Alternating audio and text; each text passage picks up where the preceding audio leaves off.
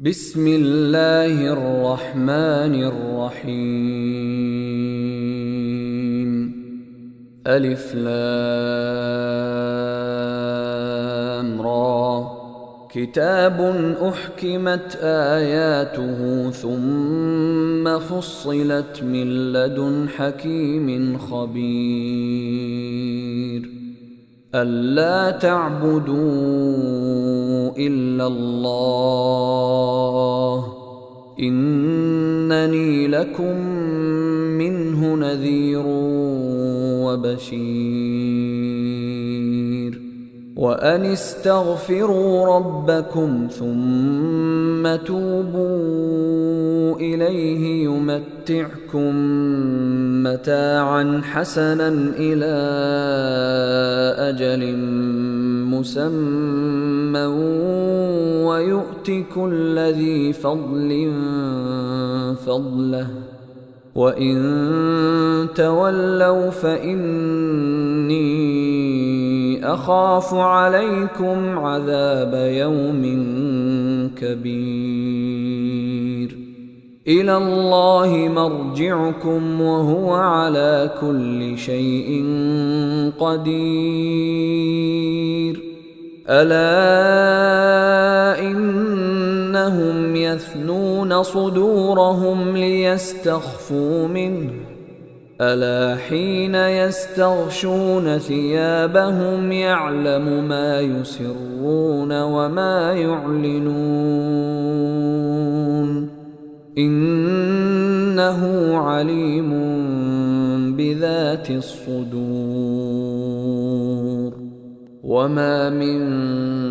دابة في الأرض إلا على الله رزقها ويعلم مستقرها ومستودعها كل في كتاب مبين.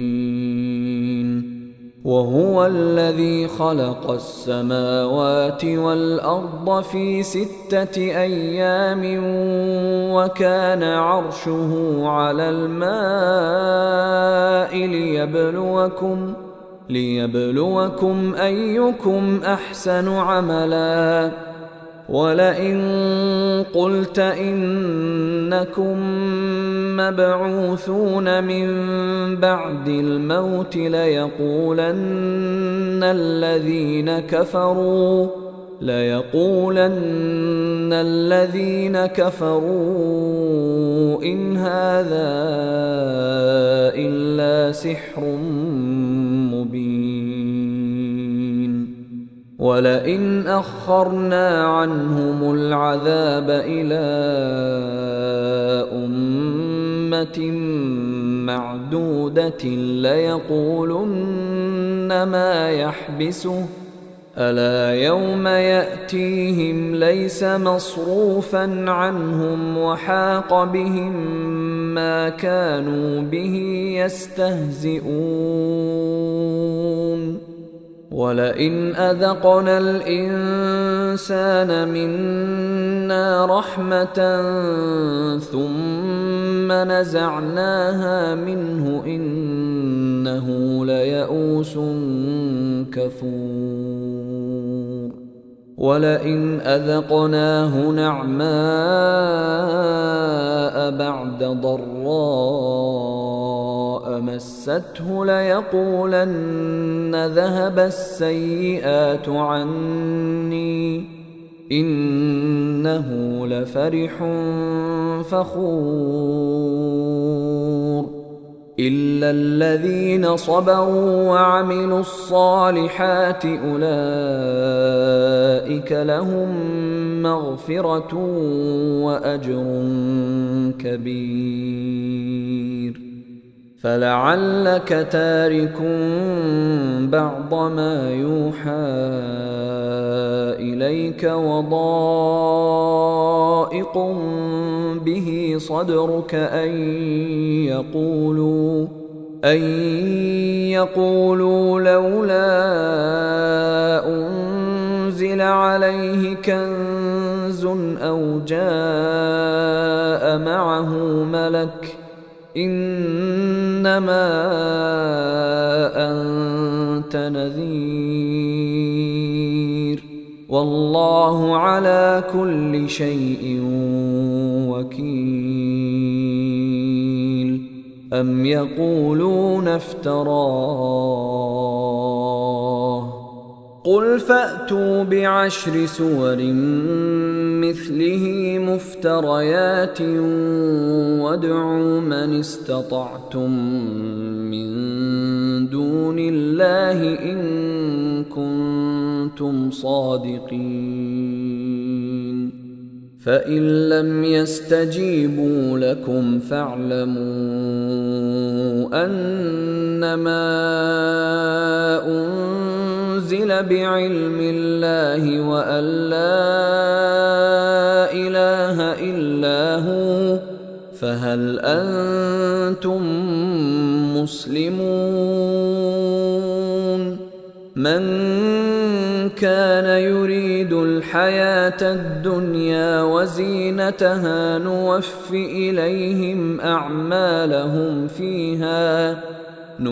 إليهم أعمالهم فيها وهم فيها لا يبخسون أولئك الذين ليس لهم في الآخرة إلا النار وحبط ما صنعوا فيها وباطل ما كانوا يعملون أفمن كان على بينة من ربه ويتلوه شاهد منه ومن قبله كتاب موسى إماما ورحمة أولئك يؤمنون به ومن يكفر به من الأحزاب فالنار موعده فلا تك في مرية منه إنه الحق من ربك ولكن أكثر الناس لا يؤمنون ومن أظلم ممن افترى على الله كذبا أولئك يعرضون على ربهم ويقول الأشهاد هؤلاء الذين كذبوا على ربهم ألا لعنة الله على الظالمين الذين يصدون عن سبيل الله ويبغونها عوجا وهم بالآخرة هم كافرون أولئك لم يكونوا معجزين في الأرض وما كان لهم من دون الله من أولياء يضاعف لهم العذاب ما كانوا يستطيعون السمع وما كانوا يبصرون أولئك الذين خسروا أنفسهم وضل عنهم ما كانوا يفترون لا جرم أنهم في الآخرة هم الأخسرون إن الذين آمنوا وعملوا الصالحات وأخبتوا إلى ربهم أولئك أصحاب الجنة هم فيها خالدون مثل الفريقين كالأعمى والأصم والبصير والسميع هل يستويان مثلا أفلا تذكرون ولقد أرسلنا نوحا إلى قومه إني لكم نذير مبين ألا تعبدوا إلا الله إني أخاف عليكم عذاب يوم أليم فقال الملأ الذين كفروا من قومه ما نراك إلا بشرا مثلنا وما نراك اتبعك إلا الذين هم أراذلنا بادي الرأي وما نرى لكم علينا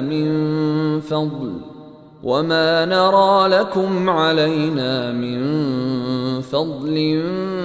بل نظنكم كاذبين قال يا قوم أرأيتم إن كنت على بينة من ربي وآتاني رحمة من عنده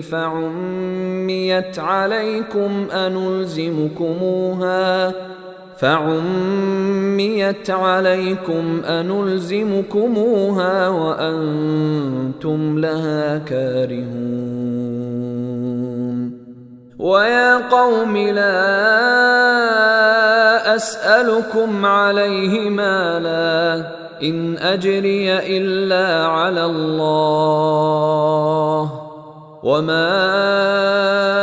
أنا بطارد الذين آمنوا إنهم ملاقو ربهم ولكني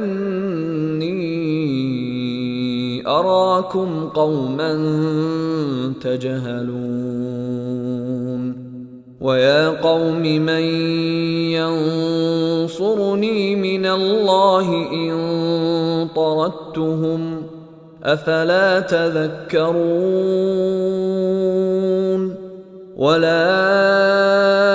أقول لكم عندي خزائن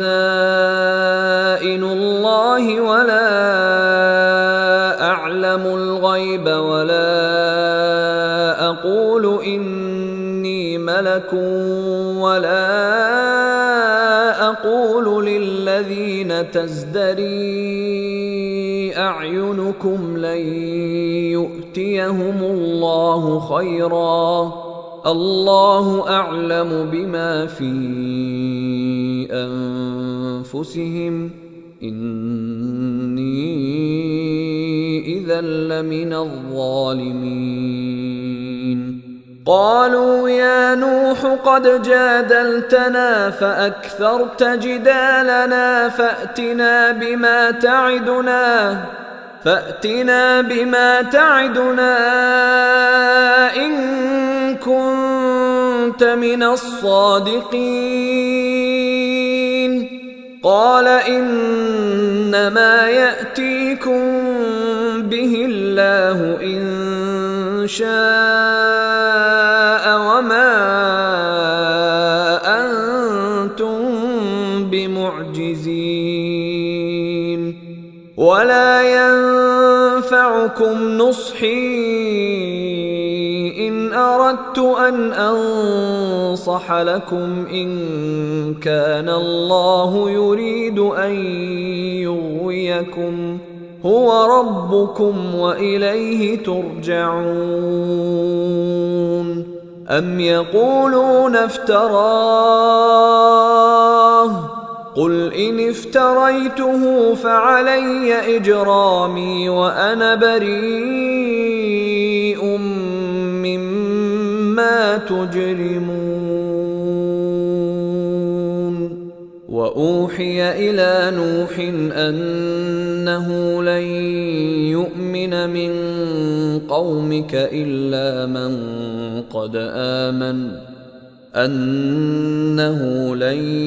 يؤمن من قومك إلا من قد آمن فلا تبتئس بما كانوا يفعلون واصنع الفلك بأعيننا ووحينا ولا ولا تخاطبني في الذين ظلموا إنهم مغرقون ويصنع الفلك وكلما مر عليه ملأ من قومه سخروا منه قال إن تسخروا منا فإنا نسخر منكم كما تسخرون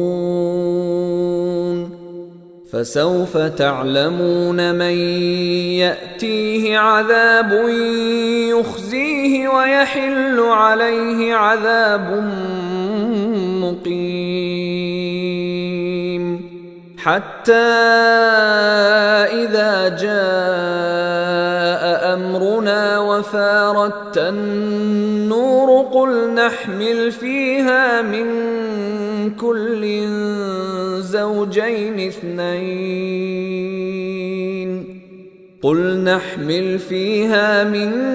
كل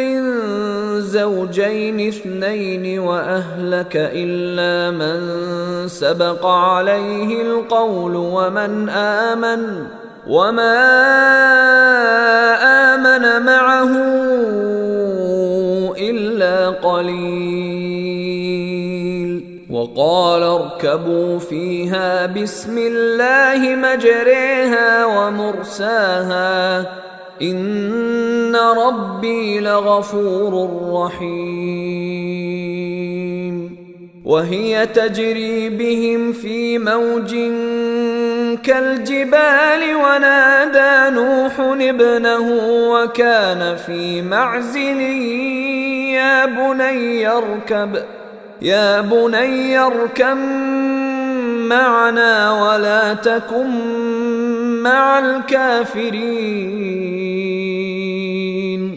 قال سآوي إلى جبل يعصمني من الماء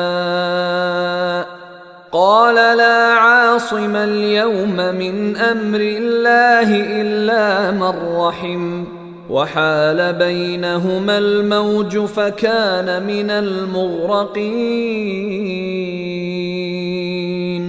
وقيل يا أرض ابلعي ماءك ويا سماء أقلعي وغيض الماء وقضي الأمر واستوت على الجودي وقيل بعدا للقوم الظالمين ونادى نوح ربه فقال رب إن ابني من أهلي وإن وعدك الحق وأنت أحكم الحاكمين قال يا نوح إنه ليس من أهلك إنه عمل غير صالح فلا تسألني ما ليس لك به علم إني أعظك أن تكون من الجاهلين قال رب إني أعوذ بك أن أسألك ما ليس لي به علم وإلا تغفر لي وترحمني أكن من الخاسرين قيل يا نوح اهبط بسلام منا وبركات عليك وعلى ممن معك وأمم سنمتعهم ثم يمسهم منا عذاب أليم تلك من أنباء الغيب نوحيها إليك ما كنت تعلمها أنت أنت ولا قومك من قبل هذا فاصبر إن العاقبة للمتقين. وإلى عاد أخاهم هودا قال يا قوم اعبدوا الله ما لكم من إله غيره إن أنتم إلا مفترون. يا قوم لا أسألكم عليه أجرا إن أجري إلا على الذي فطرني أفلا تعقلون. ويا قوم استغفروا ربكم ثم توبوا إليه يرسل السماء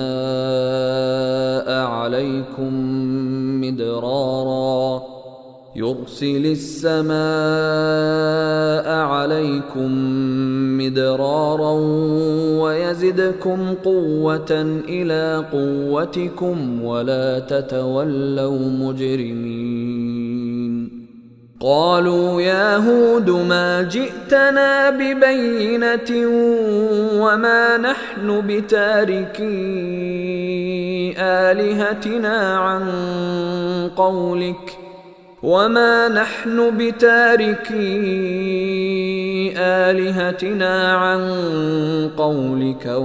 نحن لك بمؤمنين.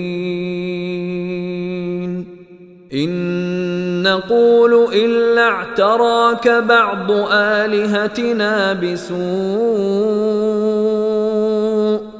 قال إني أشهد الله واشهدوا أني بريء مما تشركون من دونه فكيدوني جميعا ثم لا تنظرون. إني توكلت على الله ربي وربكم ما من دابة إلا هو آخذ بناصيتها إن ربي على صراط مستقيم. فإن تولوا فقد أبلغتكم ما أرسلت به إليكم ويستخلف ربي قوما غيركم ولا تضرونه شيئا إن ربي على كل شيء حفيظ. ولما جاء أمرنا نجينا هودا والذين آمنوا معه برحمة منا ونجيناهم من عذاب غليظ. وتلك عاد جحدوا بآيات ربهم وعصوا رسله واتبعوا أمر كل جبار عنيد. وأتبعوا في هذه الدنيا لعنة ويوم القيامة ألا إن عادا كفروا ربهم ألا بعدا لعاد قوم هود. وإلى ثمود أخاهم صالحا قال يا قوم اعبدوا الله ما لكم من إله غيره هو أنشأكم من الأرض واستعمركم فيها فاستغفروه ثم توبوا إليه إن ربي قريب مجيب. قالوا يا صالح قد كنت فينا مرجوا قبل هذا، أتنهانا أن نعبد ما يعبد آباؤنا وإننا لفي شك مما تدعونا إليه مريب. قال يا قوم أرأيتم إن كنت على بينة من ربي وآتاني منه رحمة فمن ينصرني من الله إن عصيته، فما تزيدونني غير تخسير. ويا قوم هذه ناقة الله لكم آية فذروها تأكل في أرض الله ولا تمسوها بسوء فيأخذكم عذاب قريب. فعقروها فقال تمتعوا في داركم 3 أيام ذلك وعد غير مكذوب. فلما جاء أمرنا نجينا صالحا والذين آمنوا معه برحمة منا ومن خزي يومئذ إن ربك هو القوي العزيز. وأخذ الذين ظلموا الصيحة فأصبحوا في ديارهم جاثمين كأن لم يغنوا فيها ألا إن ثمود كفروا ربهم ألا بعدا لثمود. ولقد جاءت رسلنا إبراهيم بالبشرى قالوا سلاما قال سلام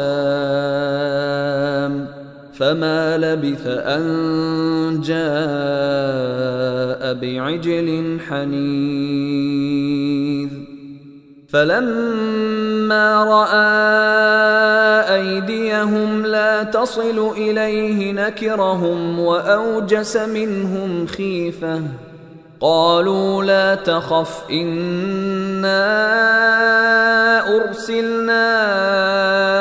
إلى قوم لوط وامرأته قائمة فضحكت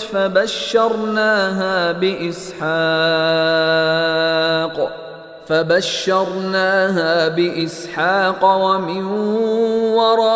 وراء إسحاق يعقوب.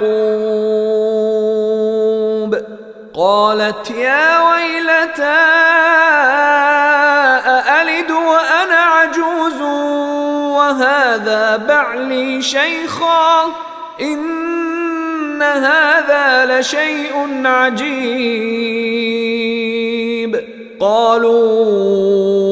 أتعجبين من أمر الله رحمة الله وبركاته عليكم أهل البيت إنه حميد مجيد. فلما ذهب عن إبراهيم الروع وجاءته البشرى يجادلنا في قوم لوط إن إبراهيم لحليم أواه منيب. يا إبراهيم أعرض عن هذا إنه قد جاء أمر ربك وإنهم آتيهم عذاب غير مردود ولما جاءت رسلنا لوطا سيء بهم وضاق بهم ذرعا وقال هذا يوم عصيب وجاءه قومه يهرعون إليه ومن قبل كانوا يعملون السيئات قال يا قوم هؤلاء بناتي هن أطهر لكم فاتقوا الله ولا تخزون في ضيفي أليس منكم رجل رشيد قالوا لقد علمت ما لنا في بناتك من حق وإنك لتعلم ما نريد قال لو أن لي بكم قوة أو آوي إلى ركن شديد قالوا يا لوط إنا رسل ربك لن يصلوا إليك فأسر بأهلك بقطع من الليل ولا يلتفت منكم أحد إلا امرأتك إنه مصيبها ما أصابهم إن موعدهم الصبح أليس الصبح بقريب فلما جاء أمرنا جعلنا عاليها سافلها وأمطرنا عليها حجارة من سجيل منضود مسومة عند ربك وما هي من الظالمين ببعيد وإلى مدين أخاهم شعيبا قال يا قوم اعبدوا الله ما لكم من إله غيره ولا تنقصوا المكيال والميزان إني أراكم بخير وإني أخاف عليكم عذاب يوم محيط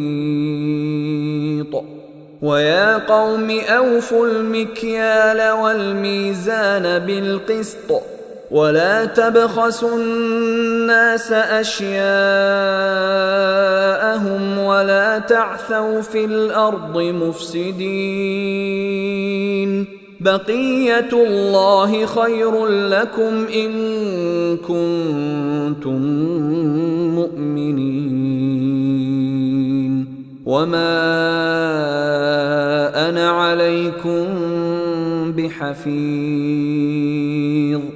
قالوا يا شعيب أصلاتك تأمرك أن نترك ما يعبد آباؤنا أو أن نفعل في أموالنا ما نشاء إنك لأنت الحليم الرشيد قال يا قوم أرأيتم إن كنت على بينة من ربي ورزقني منه رزقا حسنا وما أريد أن أخالفكم إلى ما أنهاكم عنه إن أريد إلا الإصلاح ما استطعت وما توفيقي إلا بالله عليه توكلت وإليه أنيب ويا قوم لا يجرمنكم شقاقي أن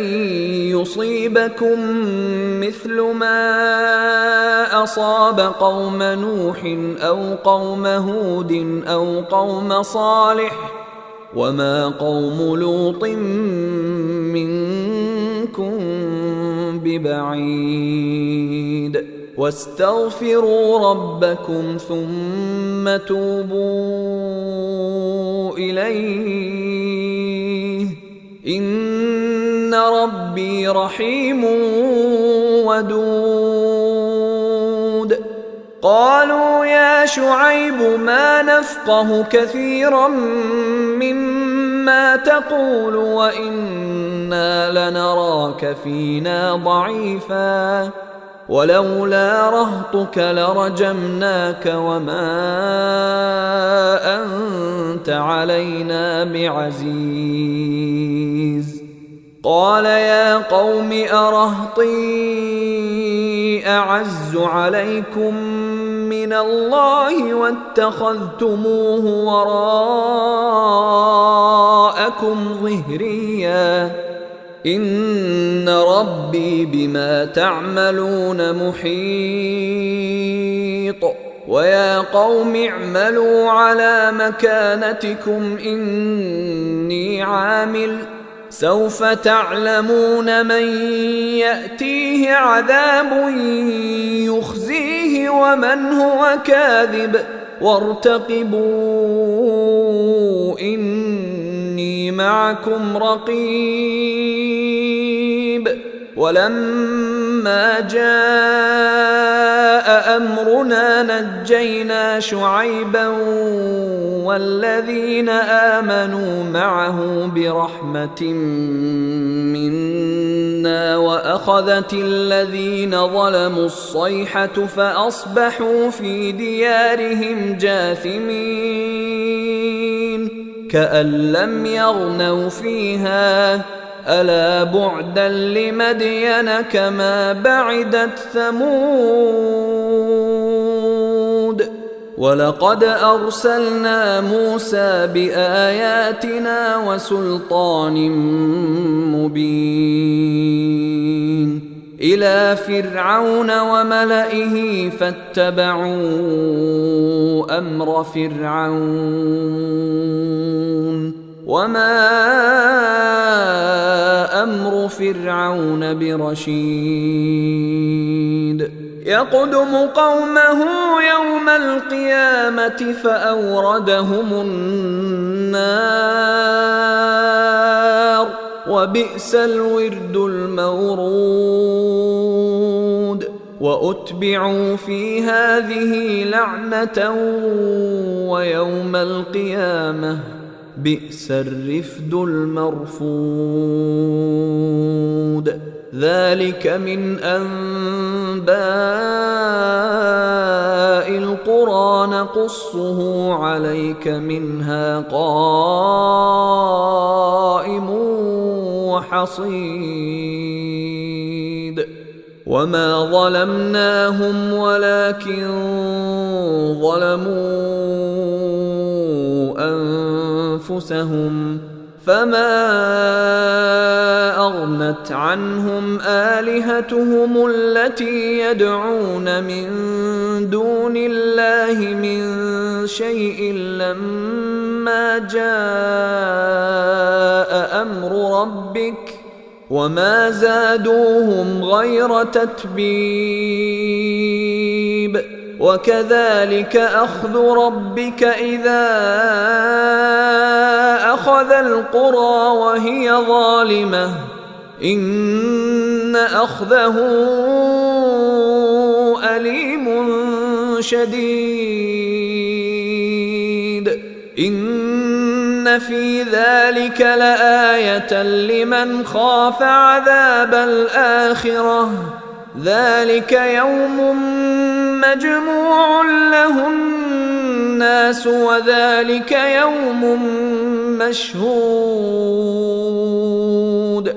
وما نؤخره إلا لأجل معدود يوم يأتي لا تكلم نفس إلا بإذنه فمنهم شقي وسعيد فأما الذين شقوا ففي النار لهم فيها زفير وشهيق خالدين فيها ما دامت السماوات والأرض إلا ما شاء ربك إن ربك فعال لما يريد وأما الذين سعدوا ففي الجنة خالدين فيها ما دامت السماوات والأرض إلا ما شاء ربك عطاء غير مجذوذ فلا تك في مرية مما يعبد هؤلاء ما يعبدون إلا كما يعبد آباؤهم من قبل وإنا لموفوهم نصيبهم غير منقوص ولقد آتينا موسى الكتاب فاختلف فيه ولولا كلمة سبقت من ربك لقضي بينهم وإنهم لفي شك منه مريب وإن كلا لما ليوفينهم ربك أعمالهم إنه بما يعملون خبير فاستقم كما أمرت ومن تاب معك ولا تطغوا إنه بما تعملون بصير ولا تركنوا إلى الذين ظلموا فتمسكم النار وما لكم من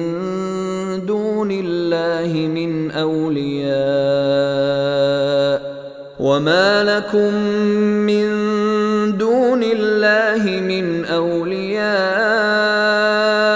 ثم لا تنصرون وأقم الصلاة طرفي النهار وزلفا من الليل إن الحسنات يذهبن السيئات ذلك ذكرى للذاكرين واصبر فإن الله لا يضيع أجر المحسنين فلولا كان من القرون من قبلكم أولو بقية ينهون عن الفساد في الأرض إلا قليلا ممن أنجينا منهم واتبع الذين ظلموا ما أترفوا فيه وكانوا مجرمين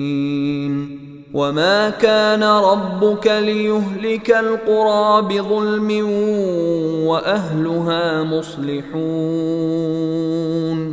ولو شاء ربك لجعل الناس أمة واحدة ولا يزالون مختلفين إلا من رحم ربك ولذلك خلقهم وتمت كلمة ربك لأملأن جهنم من الجنة والناس أجمعين وكلا نقص عليك من أنباء الرسل ما نثبت به فؤادك وجاءك في هذه الحق وموعظة وذكرى للمؤمنين وقل للذين لا يؤمنون اعملوا على مكانتكم إنا عاملون وانتظروا إنا منتظرون ولله غيب السماوات والأرض وإليه يرجع الأمر كله فاعبده وتوكل عليه وما ربك بغافل عما تعملون